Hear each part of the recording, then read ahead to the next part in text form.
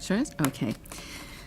I'll start with the norm. Good morning, everyone. I'm Bonnie Lysyk, the Auditor General of Ontario, and I'm here to talk about my office's special report on COVID-19 preparedness and management.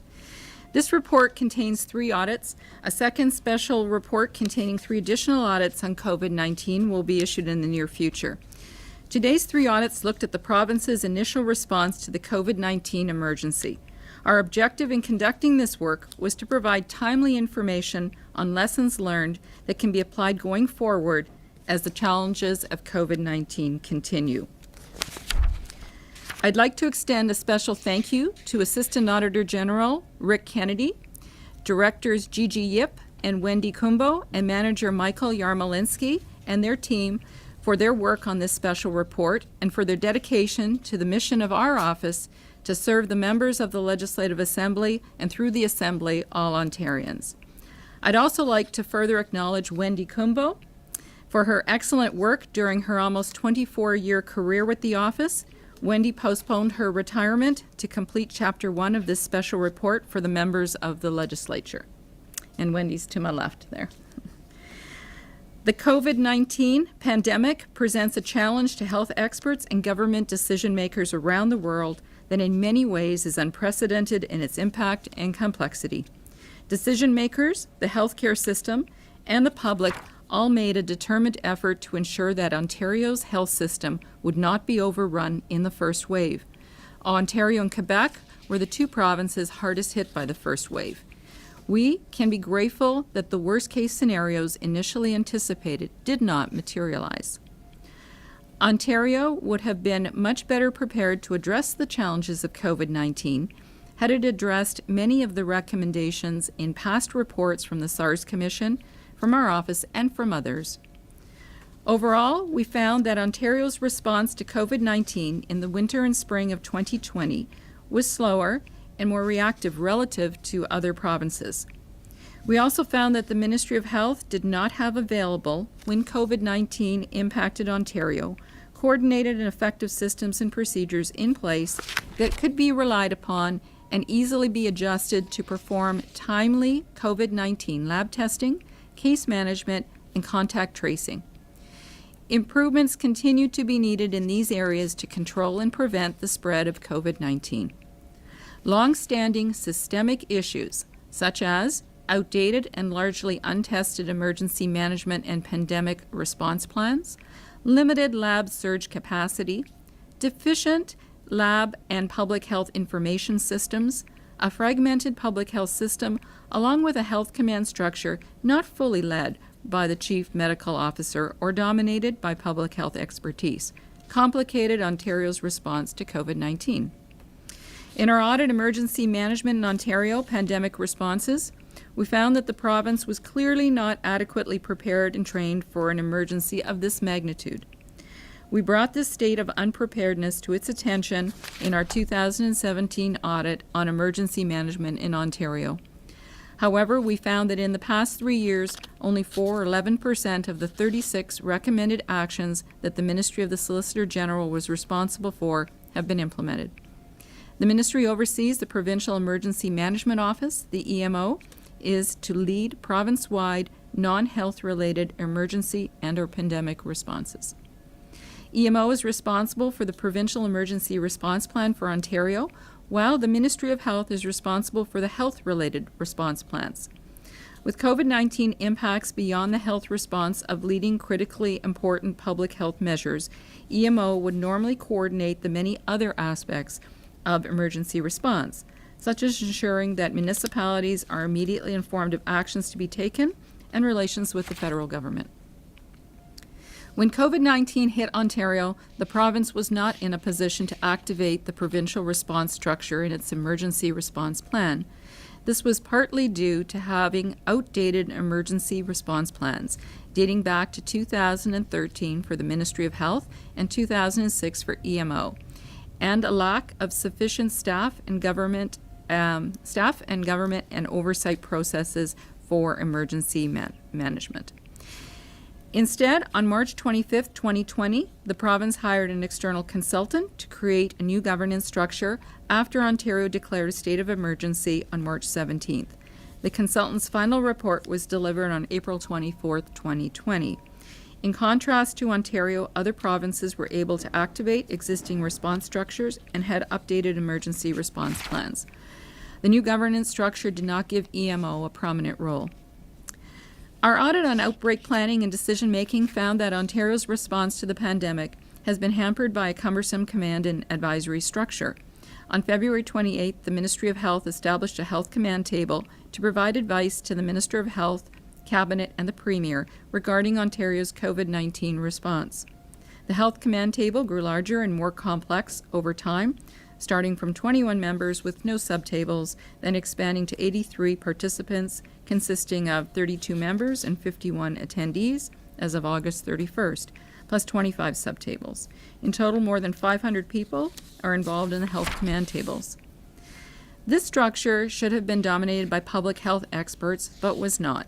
We found that Public Health Ontario's expertise was not always sought.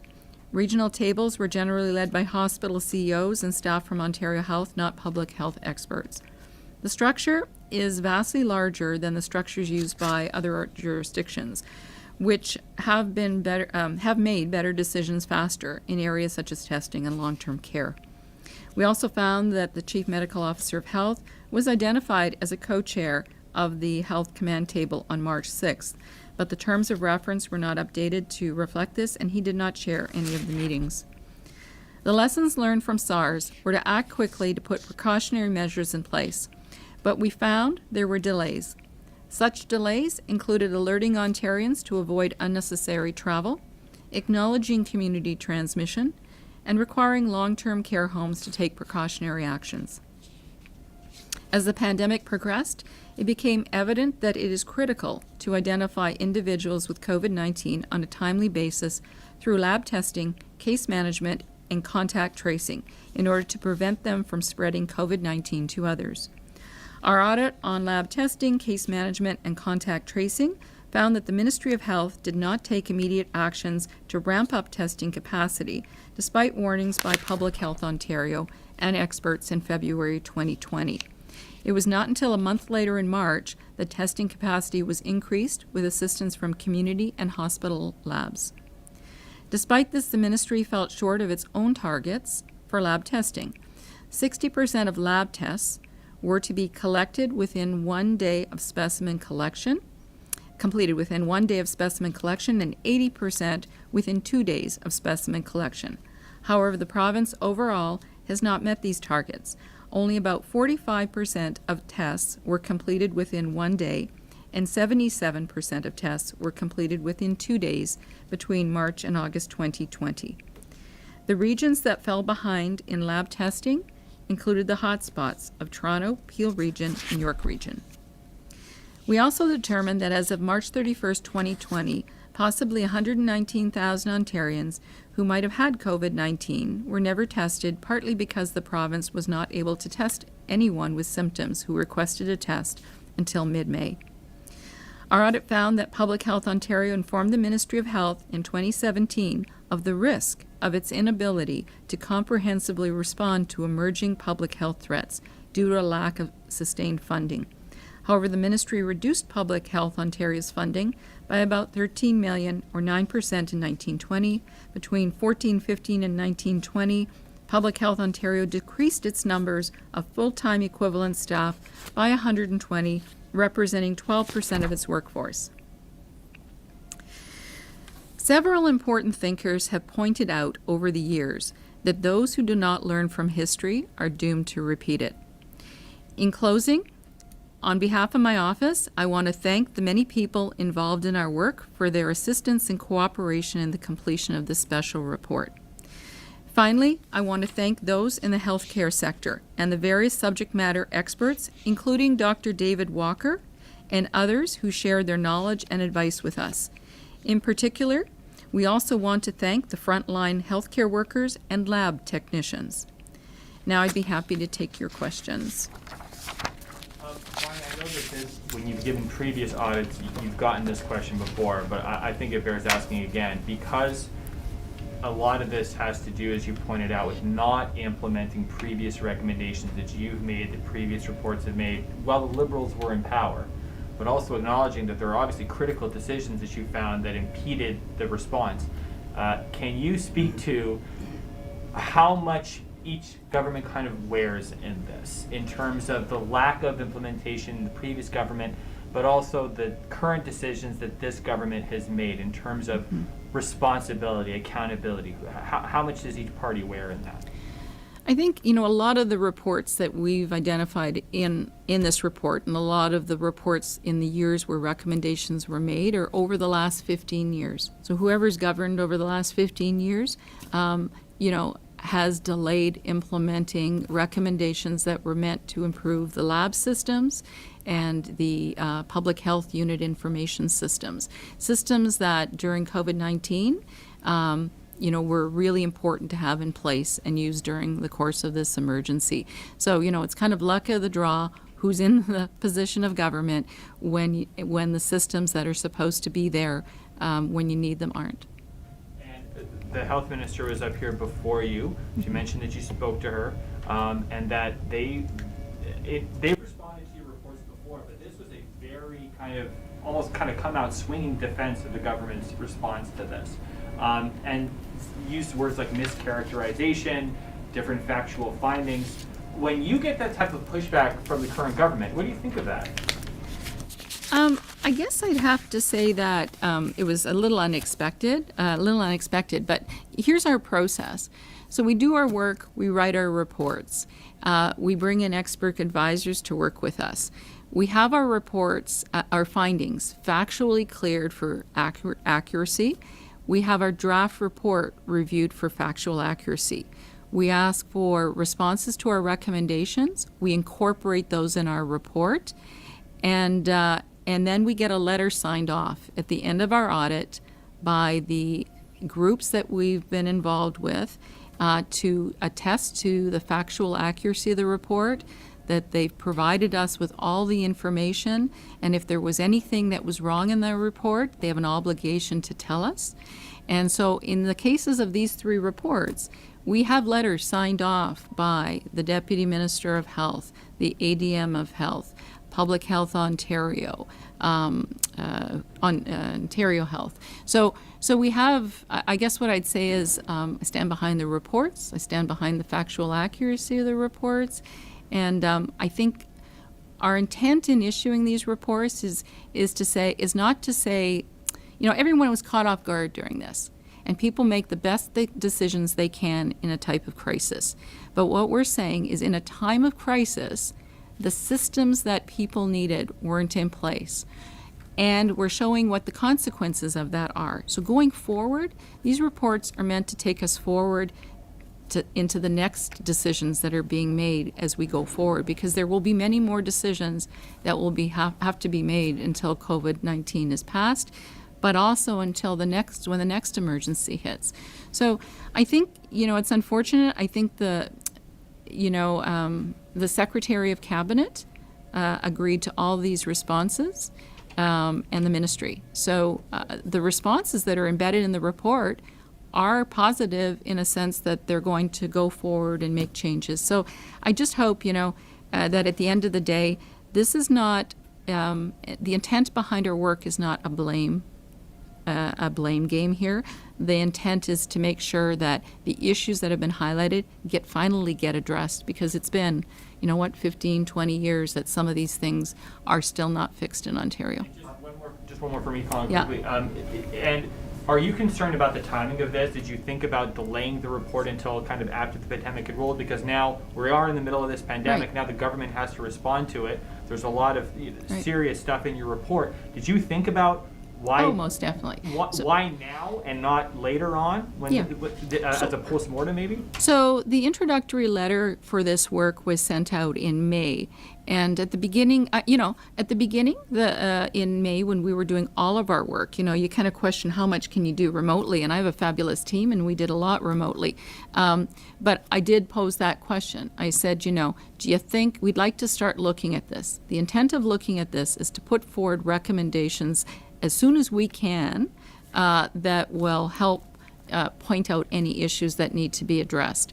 It takes a while, all right, during a period like this to get information, to talk to people, not to be overwhelming to a group that was facing, work in a pandemic. And they were receptive. The province was receptive. I even got a letter from the Secretary of Cabinet, I believe, that supported our continuing work on value for money audits. And in fact, senior people in the government were supportive of doing this. So, until that happened today, I'd say, I think it was a good process for everybody, and we were very understanding of people's commitments. The other thing about our report to keep in mind is it's not us writing down, these findings.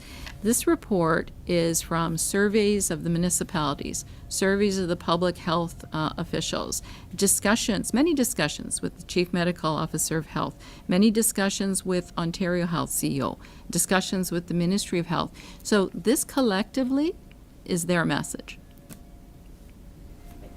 Can you expand on Dr. Williams' response and involvement compared to other chief medical officers of health in other provinces? You mentioned, for instance, Horacio Arruda in Quebec. Did he, call the shots more often? Was he more independent, for instance, than how did William has responded? I'll use BC as an example. So BC, pandemic hits. There's two emergency orders. One health emergency order gets passed, and that is under the control of the public health official, and that would have been similar to the CMO here, the lady there, Bonnie Henry. The Premier then would pass the Emergency Measures Act, and that took place there.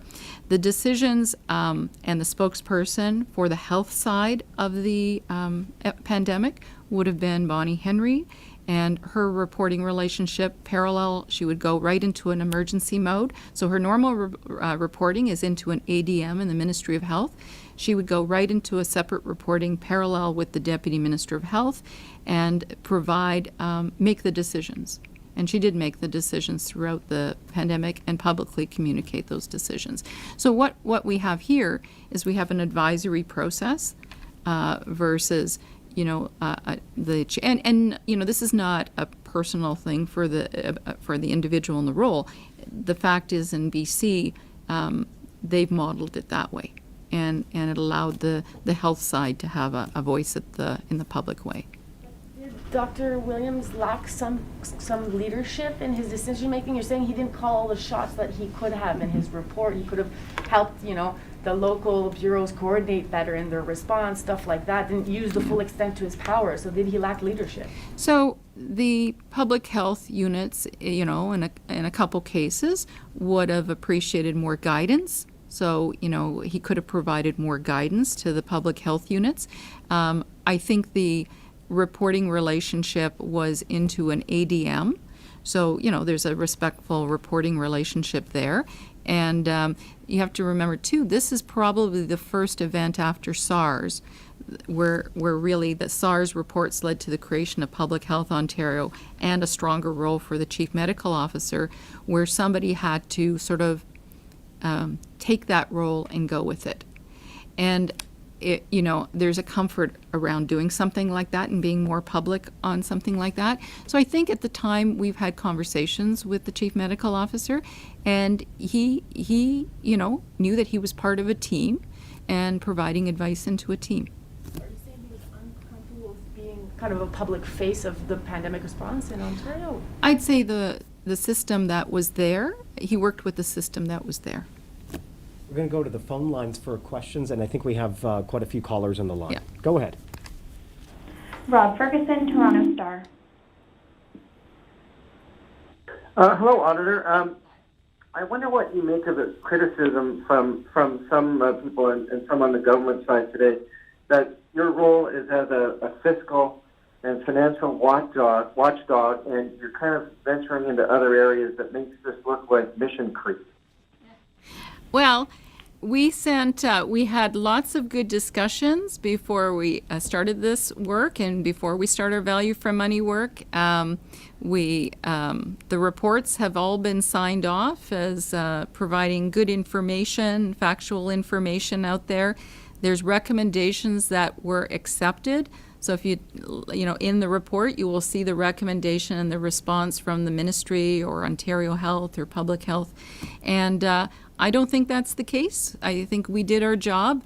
Our job is to report to the legislature information that we bring forward from our work, and I think that's exactly what we're doing. Yeah. All right, but since your role is, as outlined in the statutes and the job description, I'm wondering. My colleague Robert Benzie today had a story on the front page of the Star that $11 million was stolen from COVID relief funds. I'm wondering why you haven't highlighted that. That's a fair amount of money, and it seems kind of tailor-made for an auditor to dig into. In this particular case, we do have, we are tabling 3 reports after this one, and one of them is called COVID expenditures. Sinead Dugal, Queen's Park Briefing.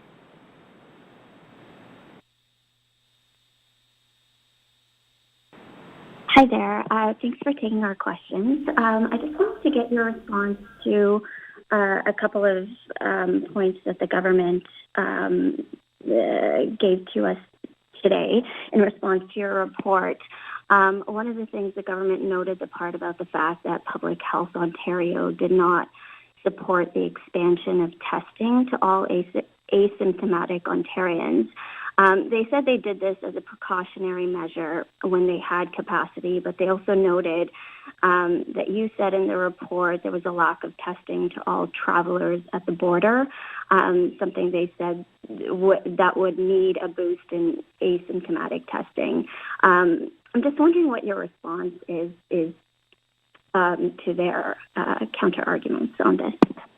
So the advice to the Health Command Table by Public Health Ontario was that asymptomatic testing was not necessary, and what it would do would put a huge volume impact on the testing speed in the labs, such that people who would have positive results would not know fast enough, and then case management wouldn't start enough.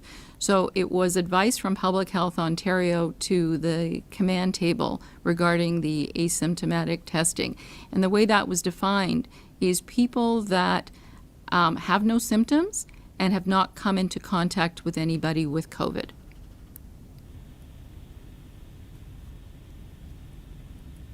Thank you. And I just wanted to follow up, going back to some of your recommendations on the Chief Medical Officer of Health's role, and specifically some of your comments earlier. You mentioned in the report one recommendation was to immediately assess the role and strength of the Chief Medical Officer of Health to lead Ontario's response. So can you just clarify a bit further? Were you critical of the ability of Dr. Williams to perform in this role, or the structure of the role itself, or both? I think we're commenting in the report on the feedback that we got in talking with people that work in this field and in the different areas that have been affected by COVID. And I think, one example would be there exists the opportunity to bring together the public health unit heads, the 34 medical officers, and discuss areas where there can be consistent communication. So an area that could have happened in is the area of masking. So in our report, we have an appendix, and we do indicate that there were differences in the ages of at what age would somebody wear a mask, and that's a good example of where they could have come together and discussed what would be the consistent message in the province of Ontario. So there's an example where the public health units themselves thought had messaged. Brian Lilly, Toronto Sun. Ms. Lysyk, just to return to Sinead's question, I understand your role in examining functions, where plans followed, things like that. But when you get into medical advice, you actually contradict yourself. On the one hand, you are critical of the government for testing asymptomatic people, but also critical that they weren't testing asymptomatic people who were travelers. You do this multiple times throughout the report when you get into medical advice. Is it the role of the Auditor General to evaluate medical advice and how governments act on them? I guess I think I'd correct you there in saying that I don't think we're saying that asymptomatic travelers should have been tested. I think what we're saying in the report is that there were millions, quite a few, over 1 million and some odd people that traveled into Ontario over a number of months, and that the federal government did not report to Ontario that those people were in Ontario to enable the contacting of those people to talk to them about isolation, not to talk to them about testing. Most of those people wouldn't have had symptoms. So on that front, I just want to clarify that. And in terms of medical, we actually, there was a gentleman that you're probably aware that was involved in the SARS writing, and he did work with my team, and that's Dr. David Walker. And he has gone through the reports and looked at the reports and thought they were pretty good.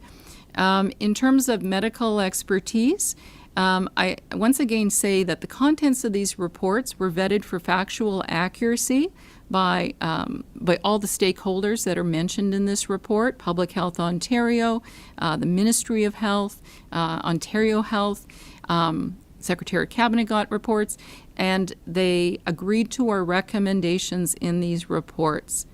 And that is documented. So I think that we have enough confidence in our work and in our reports to be very happy about those products, and that those recommendations are important ones that Ontario needs to implement to make sure the next time a pandemic hits that we're prepared, better prepared. That's not to say, that's not questioning the fact that, 15 years from now, some of those plans could still be, could have been updated and get up to date again. We're just saying right now, you have the experience, you have the knowledge, you're dealing with the pandemic.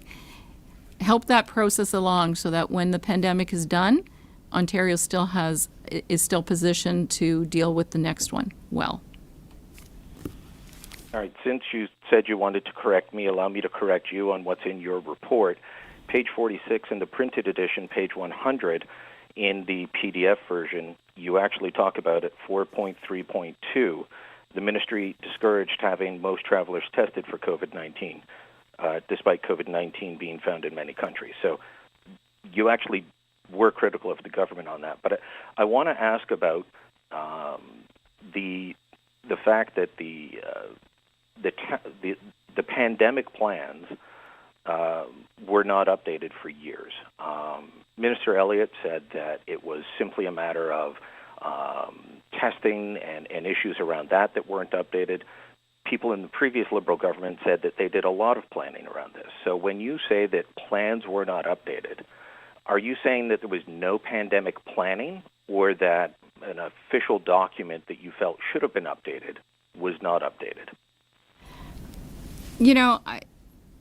Let me start by saying that I just want to reiterate, because I think you're looking at the report and you're going, gee, this is a questionable document here. And I want to say that report, these reports, have been vetted for factual accuracy, and I've letters signed by all the senior people within the province that attest to the accuracy of the information, have agreed to the recommendations, and have incorporated their responses.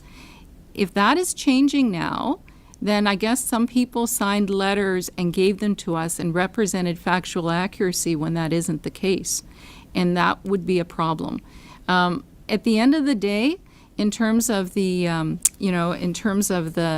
approach, it's not, my hope on this report is people look at it and focus on what needs to be done to go forward.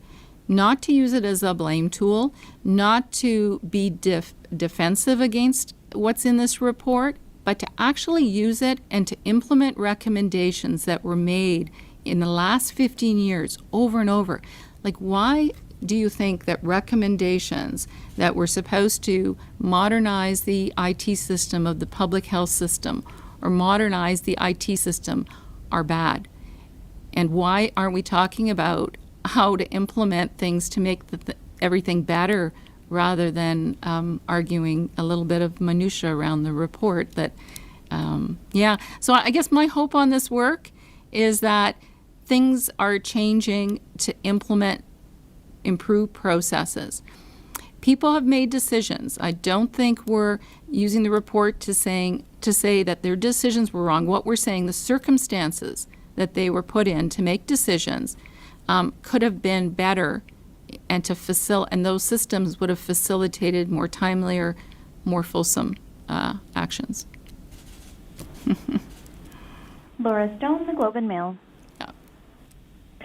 Hi, Auditor General. Hi. I wanted your answer to this. The statement in the report, the Chief Medical Officer of Health did not lead Ontario's response to COVID-19. So who did? Well, I think, the decisions, all the command table and the coordination table were advisory. So the command table was chaired by the Deputy Minister of Health. And sometimes when she wasn't there, it would have been chaired by Ontario Health. The recommendations from that would have went up to the coordination table, and that was chaired by the Secretary of Cabinet and the Chief of Staff to the Premier. And then those recommendations would have gone to the Cabinet and Premier.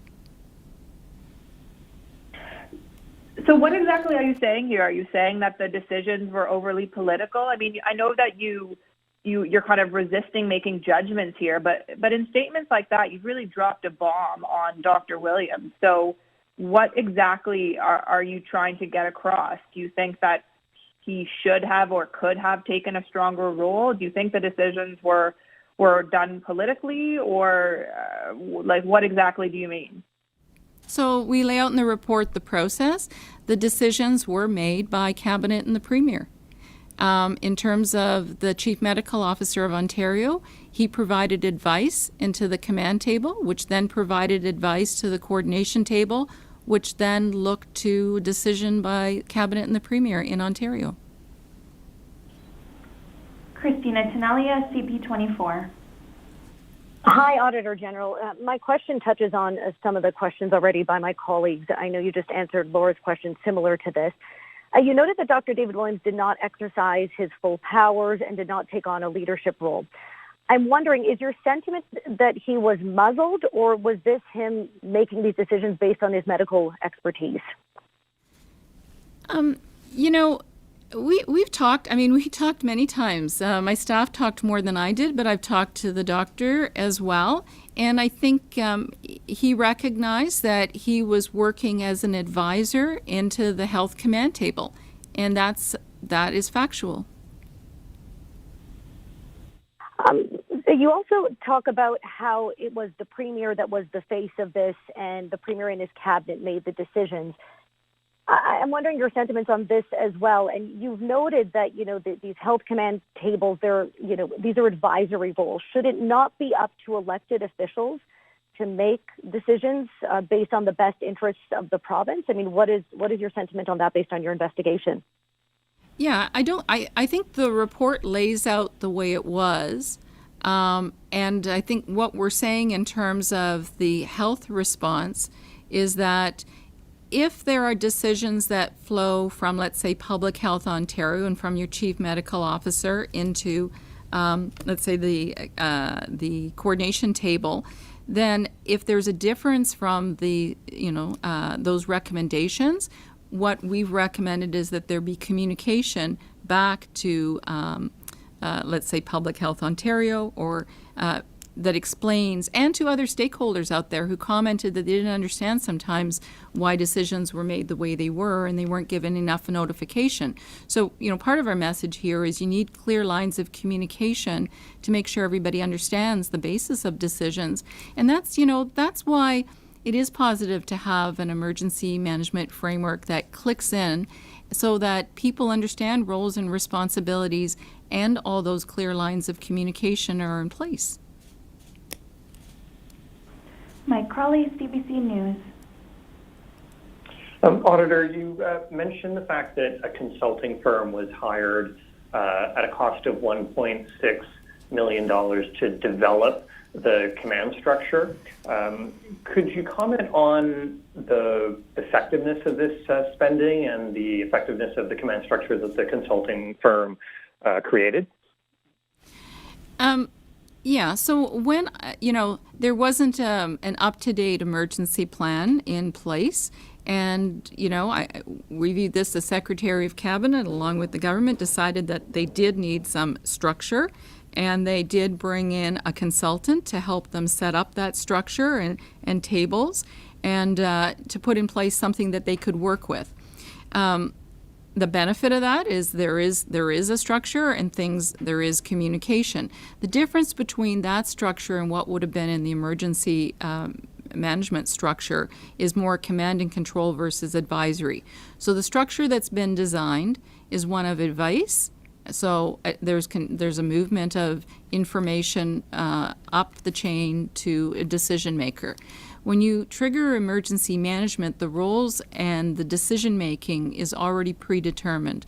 So at a table that would have been created under emergency management framework, which is called like an IMS framework that's used all across Canada, it would have been a table of deputies. They would have been delegated roles and responsibilities, and they would have made the decisions that were delegated to them, and decisions that they couldn't make would still be pushed up to government.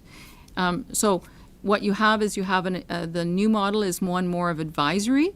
The formal one that's used, in emergency management is more of a command and control. You often comment on value for money. Do you have any view on, or what is your view on whether taxpayers got value for money out of the $1.6 million paid to the consultant to draw up what effectively seems like an organizational chart? And I think you said that there was another $3.2 million paid to the same consulting firm for the reopening framework and consulting on the school reopening plan. Yeah, we have the dollars in there. We write with full disclosure. I think if at the time there wasn't a plan in place that Secretary of Cabinet and the government thought was going to work for them, then we needed a structure, and they found one and they put it in place. Our comment on that is, if the emergency measures management plans had been kept up to date, they wouldn't have had to go that route, right? But out of necessity, they went that route. So we needed it. It was done, and I think that's what they've been managing in that framework. So, the situation was such a shock that it was a disaster, right? And so they did what they had to do. I think our only point on this is that you need something like that to be available to you when something like this hits. And that's the whole message around the emergency management planning that was needed to have been put in place for the last many years. Graham Richardson, CTV, Ottawa. Hi there, Auditor. I just wondered about big cities. You hit it several times about contact tracing, and you point out that the hot spots, for lack of a better term, the position they're in now is linked to their lack of ability to keep up with the provincial standard. Do you draw a straight line to where they are now with what happened between March and August? So in I believe it's figure 17 in our report, we have the two charts, and we show what the impact on the time that it took to complete testing and the additional time it took before case management was started. And then we also have another one on contact tracing. So the key is to minimize the time from the time there's somebody gets tested to getting their results, to then contacting them for case management, and then tracing. And so we do have the data there, and it does show in those charts that it's figure 17, figure 18. It does show that the targets that were set, remember, these are targets that were set by the ministry, and they were having trouble reaching the targets that were set by the ministry. And then in terms of, and that was for lab tests completed within 1 day and 2 days. And the reason that's important is because the longer it takes to get the result back and to go into case management and contact tracing, the spread can happen faster. But if you can reduce all these times, then you can contain the spread. Yeah, sorry. Yeah. Okay, fair enough. And just following up on some of my colleagues' questions, I'm just going to be very blunt here. It sounds like Williams is not effective from your perspective, and Williams is taking his lead from the political people. And that's wrong. Is my characterization too harsh, or is that what you're saying? You know, I guess what we're saying is that he provided advice to the health table, and that advice to the coordination table, and advice to government. But the ultimate decision making is government. And you know, governments can make decisions. I mean, you know, I think the disconnect we saw here from the discussions with the public health community was that when their advice is not followed, they just want to understand why it's not followed. And there could be very good reasons because, you know, governments have to weight economic decisions against other decisions. And so all we're saying is he did operate in an advisory role. Just a couple of questions from me, and these are the final ones. Did you uncover any proof, any evidence at all that the advice given to the government from Dr. David Williams was ever ignored? There's a few situations we cite where you know, the advice that was provided by public health experts that went into the health table, that then went up to the command table, that was used, wasn't followed. So asymptomatic testing is one of the pieces of advice that wasn't followed. The other one is the testing of visitors to long-term care homes. So the advice from the testing strategy panel, I believe, is that that test is as good as the day you get it, and that creates a sense of security that might not be there the next time somebody goes into the long-term care home. So that person shouldn't, you know, the test gives them that comfort that they don't have COVID. Well, it's a day-to-day test. So they advised that one. And there was a third one. Gigi? Oh, yeah. So, right. So the COVID response framework was put forward, by Public Health Ontario through the health table, and that was changed, and I think that was pretty much in the media quite a bit. And yeah, even the one that exists today doesn't exactly match the recommendations of Public Health Ontario. And just finally, you're calling on the government to make all of the advice that it receives from its public health officials public. Why do you think that's important? How would that serve the public? Well, I think transparent. I think, you know, in talking to people, some of the decisions, people just need to understand the decisions to sort of gain acceptance with the decisions. And so that would be important for the people that work in the public health community. It would probably be important for all of us to understand, you know, rather than hearing a debate in the media between public health experts and the province. You know, I think if there was a fulsome reason why governments made a decision to do something that was different from some advice, and they have that right, that it's transparent. More questions? Thank you very much. All right, thanks. Thank you for your questions.